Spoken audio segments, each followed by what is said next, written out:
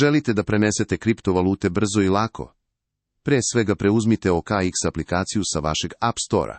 OKX je jedna od najpopularnijih berzi sa odličnim ocenama za početnike.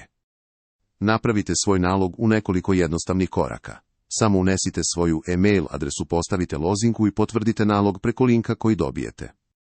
Ne zaboravite da proverite vaš e-mail i potvrdite nalog putem 6-cifrenog koda, bezbednost je na prvom mestu.